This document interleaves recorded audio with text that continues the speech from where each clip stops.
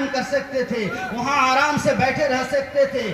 کیا ضرورت تھی کتنے دور دراز علاقے میں، اس پسماندہ علاقے میں، یعنی پنڈوا شریف کی مقدس سرزمین پر آپ نے ہمارے اور آپ کے بال بچوں کے لیے، ہماری مستقبل کے تابندگی و درخشندگی کے لیے آپ نے یہ ادارہ قائم کیا.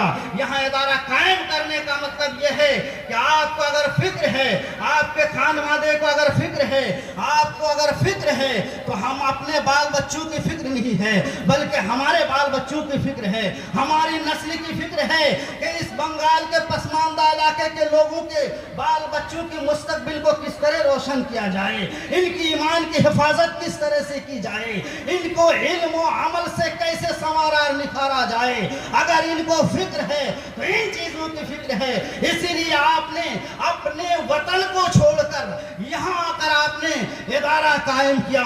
مشقتیں جھیل رہے ہیں، مشقتیں برداشت کر رہے ہیں، مشقتیں اٹھا رہے ہیں، لیکن اگر فکر ہے تو اپنی فکر نہیں ہے. اور ان کی مثال میں سمجھا دوں، سیدی و آقائی مولائی مرشد گرامی شہنشاہ طریقت شیخ طریقت حضور اشرف الاولیاء علیہ الرحمت و رضوان کہ جب وصال کا وقت قریب آتا ہے، جب آپ کے وصال کا وقت قریب آتا ہے، تو ہمارے اور آپ کے جب موت کا وقت آتا ہے تو ہم اور آپ اپنے بچوں کو کیا وصیت کرتے ہیں کہ فلاں چیز فلاں کو دے دینا، فلاں جائیداد فلاں کو دے دینا.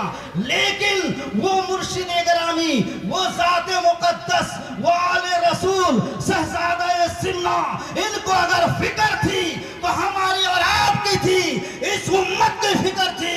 اسی لیے آپ کے جب وصال کا وقت آتا ہے تو آپ فرماتے ہیں کہ ہم نے جو امت کے مستقبل کے لیے ادارہ قائم کیا ہے، تو اے دنیا کے مسلمانوں سنو، اگر تم اس ادارے کی مدد کرتے رہو گے، اس ادارے کو دیکھتے رہو گے، مخدوم اشرم مشن کو دیکھتے رہو گے، تو مجھے دیکھتے رہو گے میرے دوستو. اگر آپ کی وصیت تھی تو یہ تھی.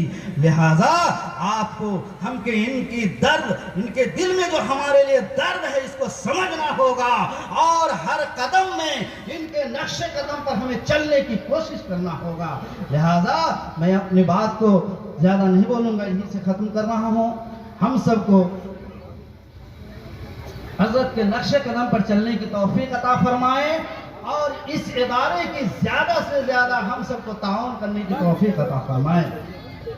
آخر میں کہوں گا کہ ہم اور آپ خوش نصیب ہیں کہ آج حضرات ہمارے درمیان تشریف لے آئے ہیں. اس لیے میں نے پہلے بتایا یہ وہ سلسلہ ہے کہ اس کی مثال ہندوستان میں نہیں ملتی ہے.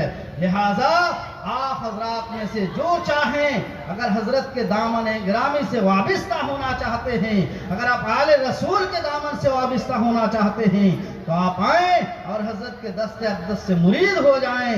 یا جو حضرات کہیں مرید ہو چکے ہیں، کہیں اگر مرید ہو چکے ہیں، تو آپ ان پیر کے مرید رہیں. لیکن ایک پیر کے مرید رہنے سے دوسرے پیر سے طالب ہونا منع نہیں ہے.